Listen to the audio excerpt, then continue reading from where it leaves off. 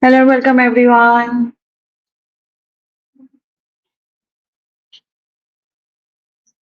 कैसे हैं आप सब?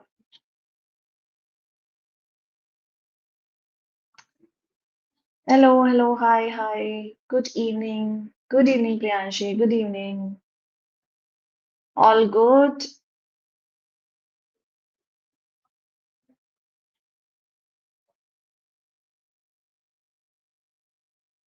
चलो, let other students also join. धीरे धीरे करके वो ज्वाइन करते रहेंगे. हम आज स्टार्ट करेंगे थोड़ा बहुत रिवीजन से और हम कुछ क्वेश्चन सॉल्व करेंगे and then we are done for the session. आज I will be discussing more on torts and contracts, and then we'll be discussing about criminal law and constitutional law, and one day for the miscellaneous laws, right? All the things we'll be doing one by one, step by step. Also, we are coming up with a marathon soon that is going to happen the last week of CLAT. और CLAT के पहले आपको at least 6 hours की marathons मिलने वाली हैं. So surprisingly, yes, we are coming up with that as well. So each subject you will be having 6 hour marathon, और I really hope कि आप वो join करेंगे. Good evening, Adhoksh. I really like your name. Okay. So moving on, कुछ बच्चों को already we have already studied a lot, and अभी कुछ बच्चों से कुछ बच्चों ने नहीं पढ़ा है, right? तो let's figure it out कि थोड़ा बहुत जो भी we have done with respect to the contract.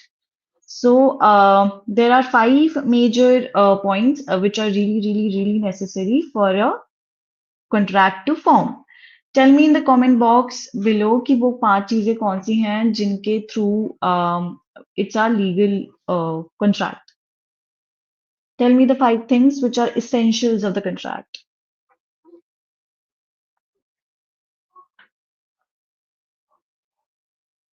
Comment down below.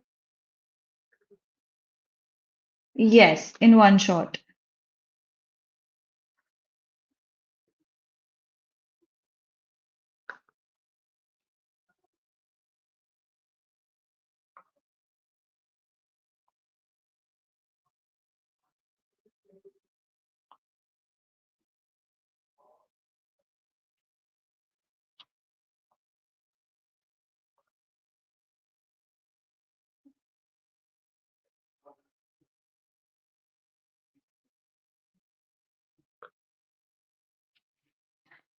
Correct. There is offer, there is acceptance, consideration, promise.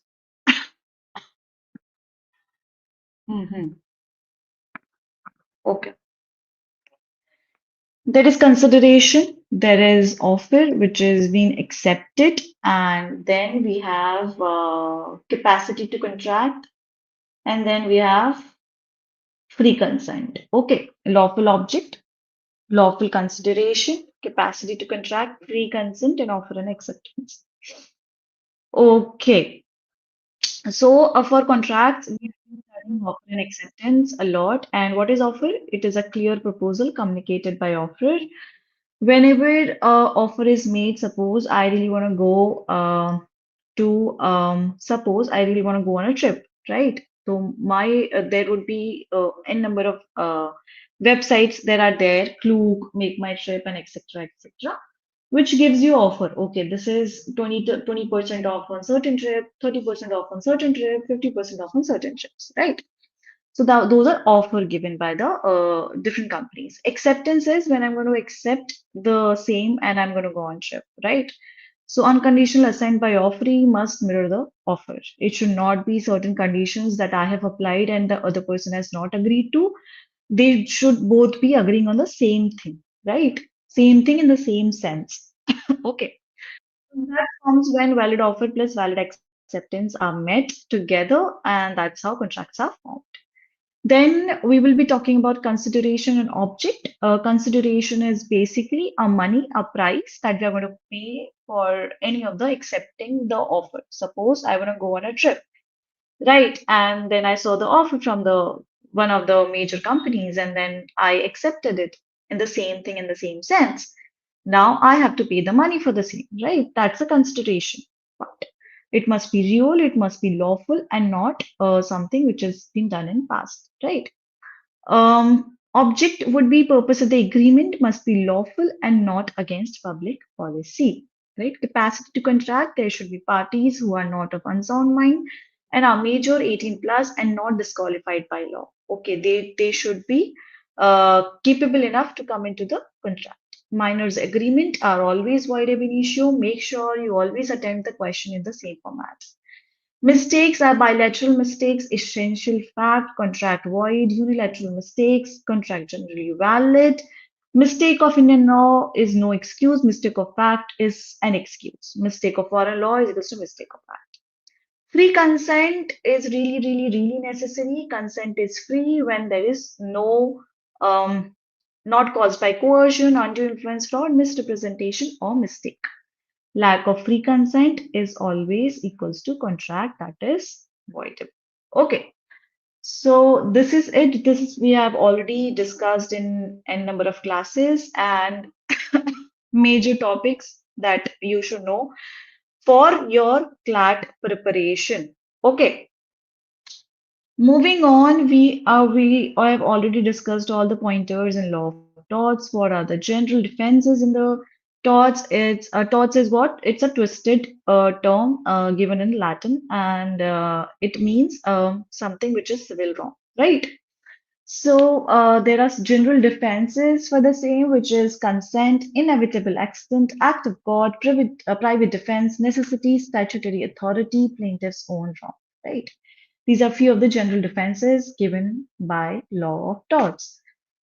Any of these things are happening, the person is not going to be liable. It would just go and say, okay, this is the problem. That's the reason I did the act. Okay. So act of God, private defense, necessity, statutory authority, plaintiff's own wrong, consent, inevitable accident. Okay. Uh, Vicarious liability, liability of one person for the torts of another. It basically happens when there is an employer and employee, agent or the principal. Okay, in that sort of relationships requires a master and servant relationship. इस पे भी हमने बहुत सारे question solve करे हैं and we are still solving with respect to 2027 batches we are still solving. Plus टॉट committed in course of employment. Nuisance क्या होता है? न्यूसेंस इज अगर आपके घर के बाजू में बहुत तेज म्यूजिक बज रहा है, दैट इज न्यूसेंस. ठीक है, so you might also create the nuisance for other people as well. So you remember that. Okay. So unreasonable interference with use or enjoyment of land. Public nuisance affects community. Private nuisance affects individual property. You might see the questions like the person used to teach music classes and then the society had a problem. One of the temples was, or any of the religious organization was actually playing it so loud and then other people were disturbed. Okay. So this is it. And then you come to strict and absolute liability, where strict liability came from Ryan versus Fletcher. That means the escape of dangerous thing, liability even without negligence. If you have been carrying any of the dangerous thing with respect to your land, with respect to your arena, and that escapes, it's your responsibility to actually cater the same. Okay, suppose I bring a dangerous crocodile in my backyard, and now that crocodile actually goes and eat the cat of my neighbor. Then I am responsible for whatever the thing that I brought to my land was dangerous, and I knew it, and it escaped. Right? Absolute liability comes when no exception. It's basically come in the hazardous industries such as MC Mehta versus Union of India, major case, and then you might also cite the Bhopal gas tragedy case law as well. Also, there are certain cases where there are children who are actually making the bombs and dealing with uh, the hazardous material with their hands. That is also not okay. Also, the cigarette making comes as well. So all these are the example of absolute liability. Negligence comes when there is a breach of duty of care causing damage. So you might have heard medical negligence as well, and then negligence. Basically, something that we are negligent of, right? If I'm negligent of not studying, will be failing in my CLAT examination.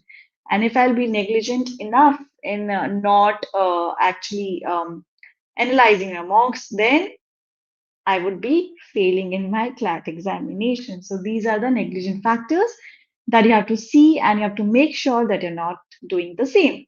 Trespass to person, assault, battery, false imprisonment. You have to make sure what is an assault, what is an battery, what is a false imprisonment. Assault is basically a threat. If I'm raising my hand towards someone in a very angry way, and then I'm like, okay, I'm gonna, you know, hit you now, that is assault. But when I touch it, then that's a battery, right? So it's basically a threat, which is a reasonable apprehension of harm. It's an apprehension, not actually the harm. There is no touch to the body or touch to the other person while you're, sorry, yeah, touch to the body. Whereas battery is intentional and direct physical contact without consent. So if I do the same with touch, then that's gonna be battery. False imprisonment is basically the total restraint of the person's liberty without lawful justification, right? You might be then confused then what abduction and what is the difference between the same? Basically, kidnapping and abduction is, making a person to not see also anything, and maybe at a place they are kidnapped or abduct. But with respect to false imprisonment, a person is given maybe a big area where they are restrained to move out. So if I have a ground and I'm being restrained not to move out of the same, that's false imprisonment. Basically, imprisoned, which is false. It can be a room as well, but it is something that's against my liberty and it's without lawful justification. Defamation, public of a false statement harming a person's reputation. There are types as well, libel and slander. Anything which has been spoken with respect to a person publicly and to defame that person is actually defamation. There are two types. You can do it by writing it down. You can do it by orally as well, right? Then there comes malicious prosecution, where wrongful criminal proceedings are initiated without reasonable cause and with malice causing damage to the victim, right? So these are the major concepts that you should know with respect to contracts and torts, right? I hope this is all that has been understood by you all.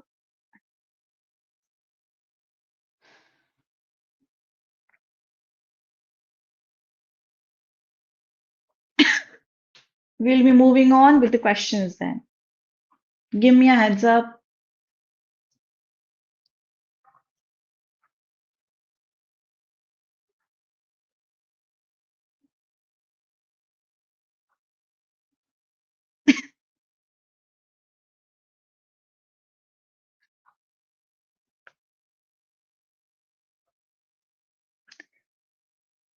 Okay, thank you for the confirmation, Priyanshi. Now moving on with the question. Read the question and then I'll read it and then we'll be solving the questions.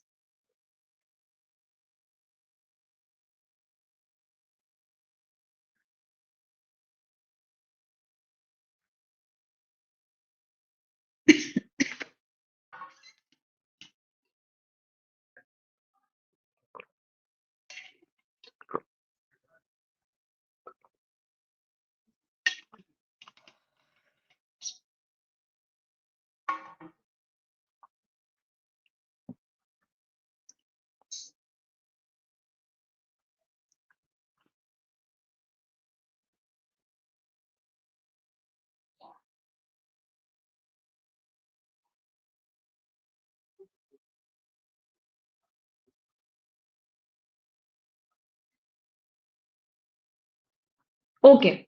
XYZ Limited is a company operating in diverse fields of work. Three incidents occur, one in wood factory, second one of a BMW owned by XYZ.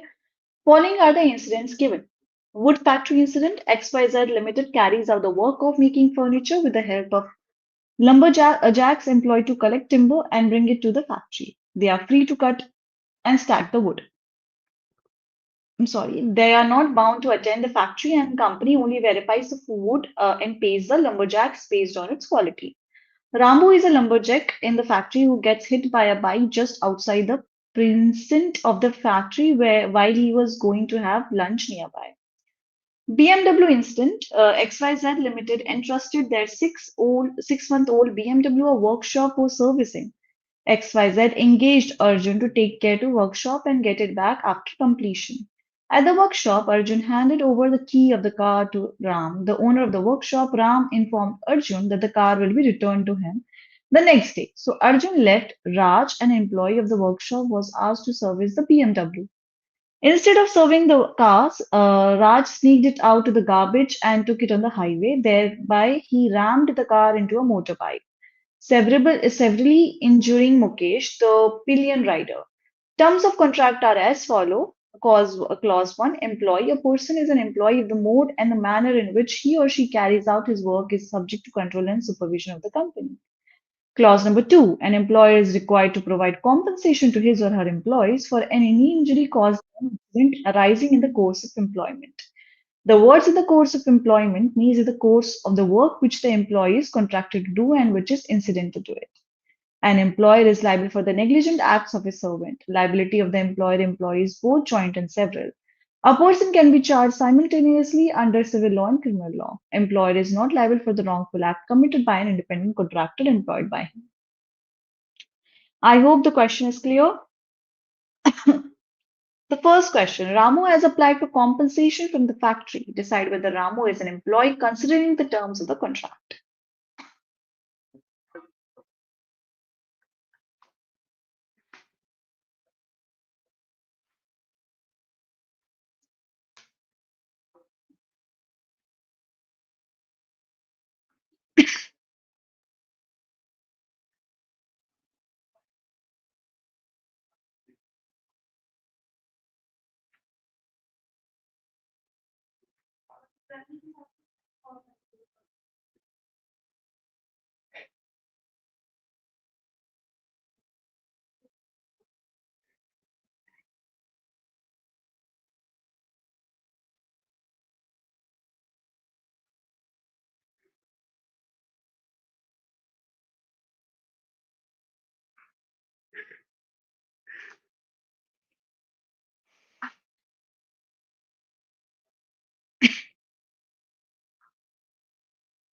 Why it would be N, why it would be D? Tell me, Ramu is an employee or Ramu is not an employee?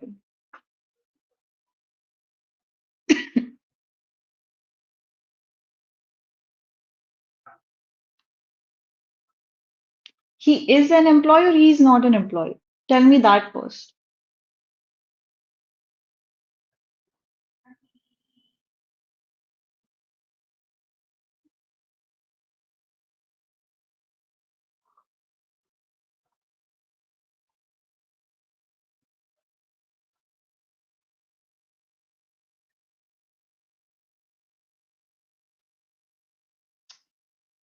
Why is not an employee?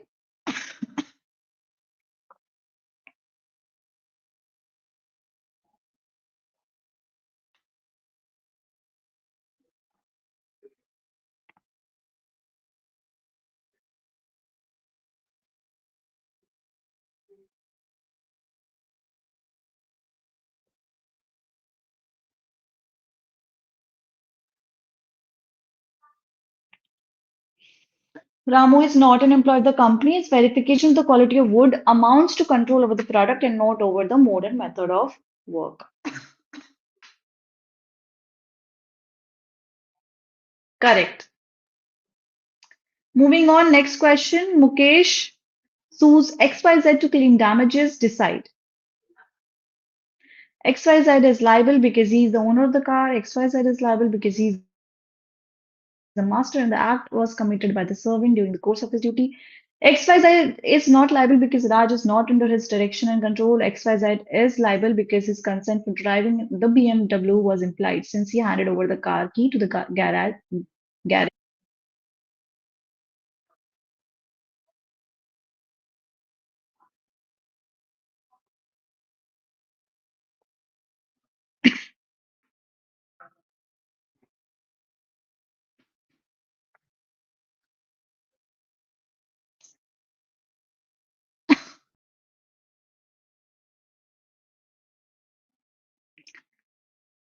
Chandralekha says C. Other students?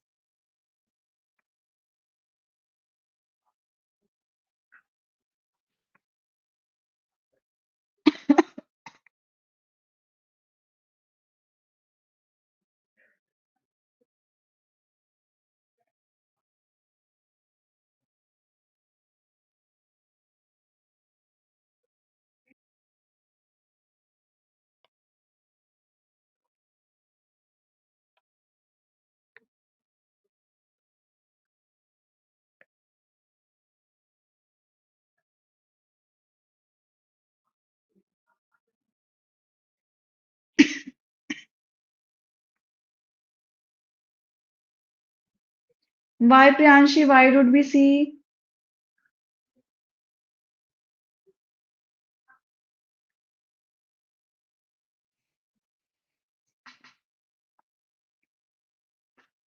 Why? Tell me the answer. Why? Why would we see? Everybody said C. XYZ is not liable because Raj is not under his direction control.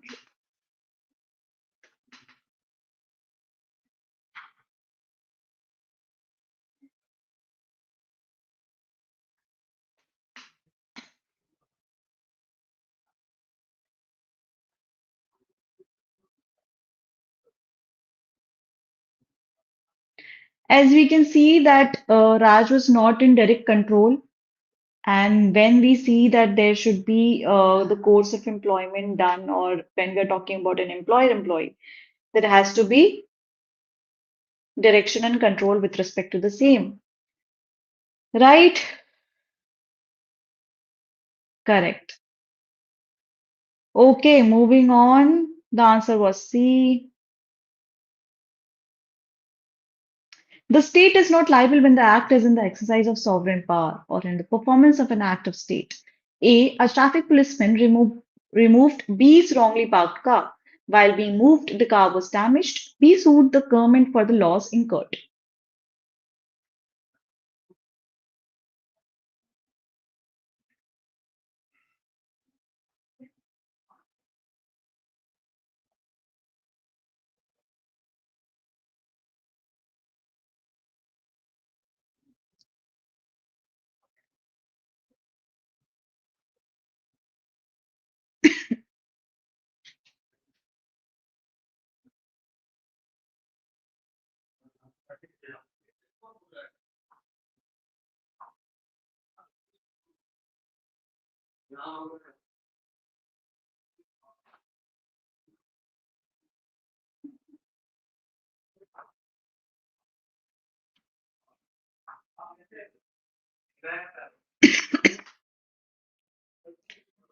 The government is not liable as it was a sovereign function.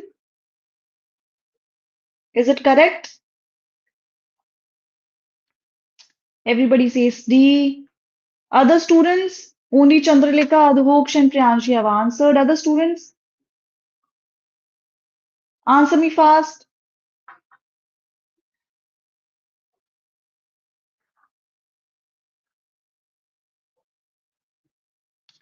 Okay. A visited his friend B and while using the lift fell down a lift shaft operated by B servant and was injured. B had entrusted the installation of the lift to a contractor. A sued B. Decide. A will win the suit as B was negligent.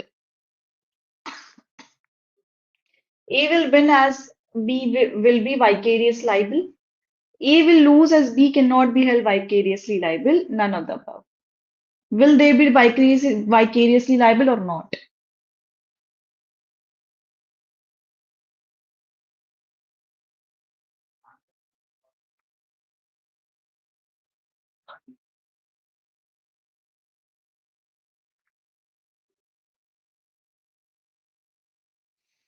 When a person is going to be vicarious liable, liability of one person in the torts of another requires master-servant relationship plus tort committed in the course of employment, right? Was there a course of employment where the tort was committed? A visited his friend B and while using the lift fell down a lift shaft operated by B servant and was injured.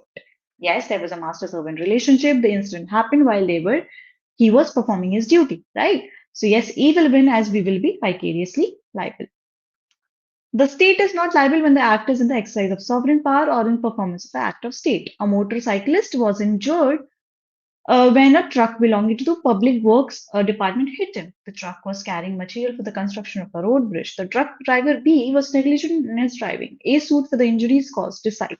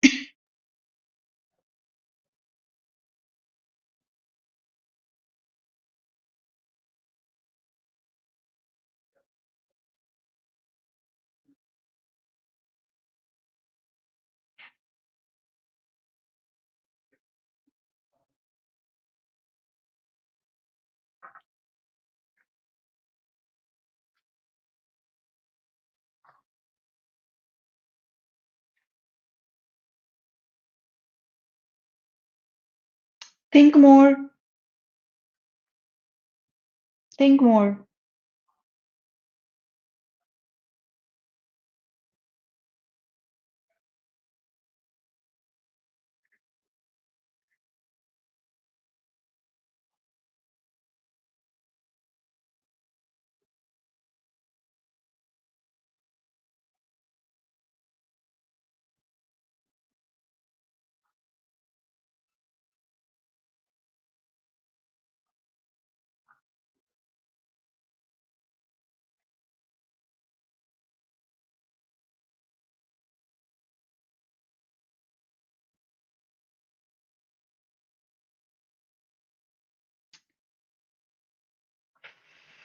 The answer will be D.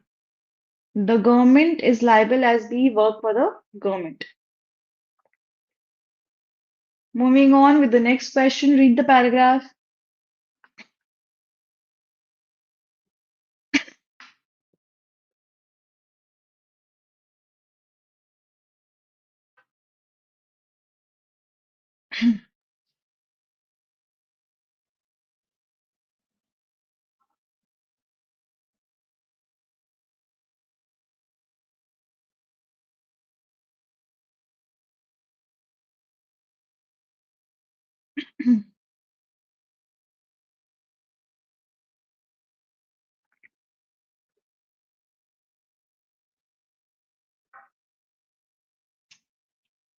When parties to a contract are under a mistake regarding an important fact related to such contract, it may affect the contract in two ways.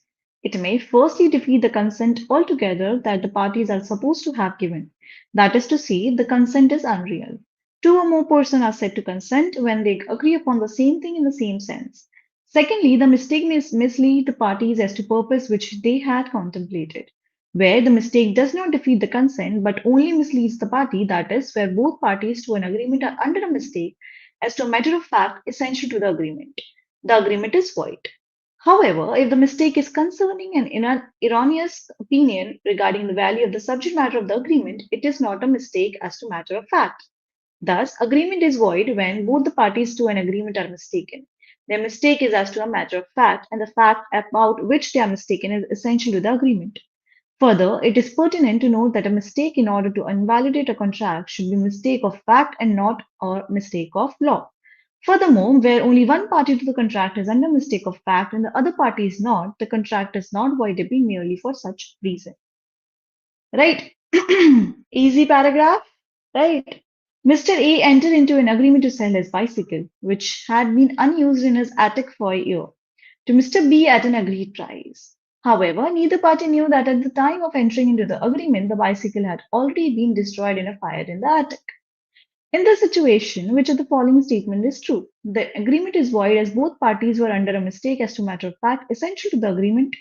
The agreement is void as both parties were under a mistake as to law or in force in India. The agreement is not voidable as only one of the parties was under a mistake or as to the matter of fact. The agreement is not voidable as a promise made under the agreement had not been performed.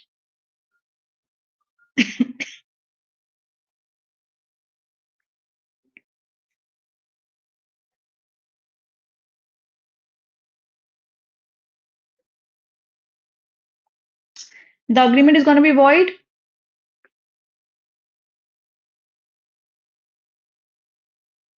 Yes, the answer is going to be A. The agreement is going to be void because they both were under a mistake to matter of fact, essential to the agreement, right?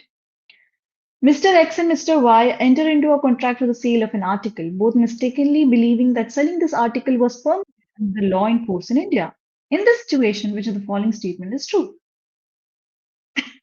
The contract is valid. The contract is voidable at the option of Mrs. X. The contract is voidable at the option of Mrs. Y. The contract is not voidable.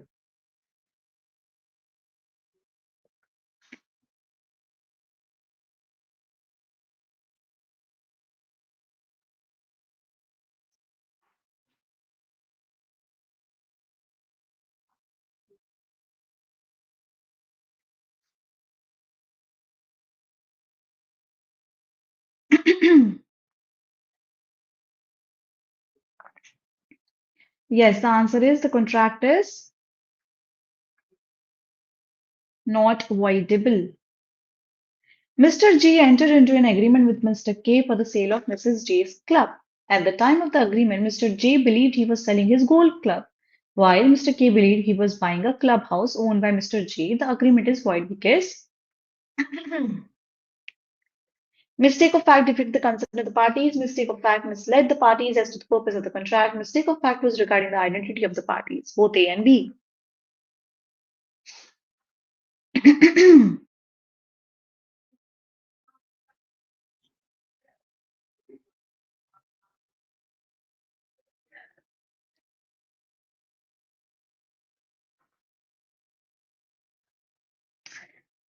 Hmm.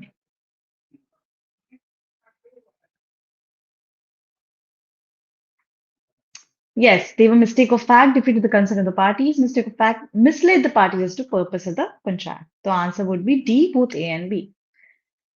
Mr. D appointed Mr. K to manage the cultivation of his land as he was unable to manage it due to his advanced age. Mr. K agreed to manage the cultivation if Mr. D granted him a lease of the land. Mr. D agreed and signed a deed which, unknown to both, was actually a gift deed and not a lease deed. In this situation, which of the following statement is true?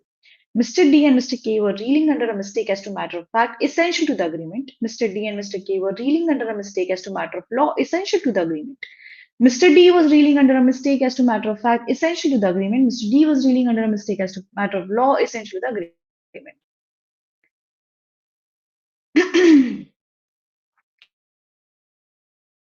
They were under a mistake of fact or mistake of law.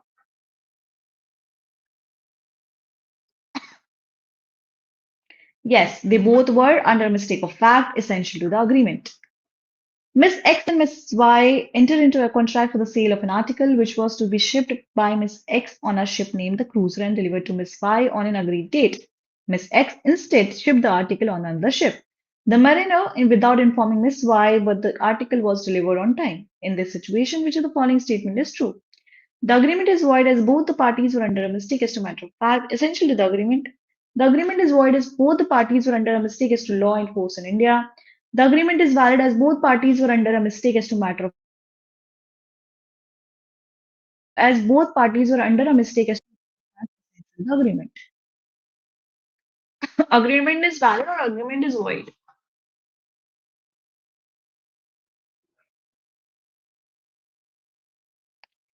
Yes, the agreement is valid and the answer is C.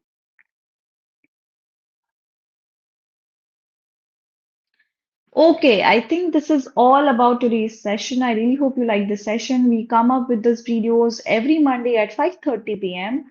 Also, we are going to come up with 6-hour marathon just before the exam. So make sure you are available on the last week and we are going to come up with each subject 6-hour marathon and you better attend the same. Okay, bye-bye. Take care, students.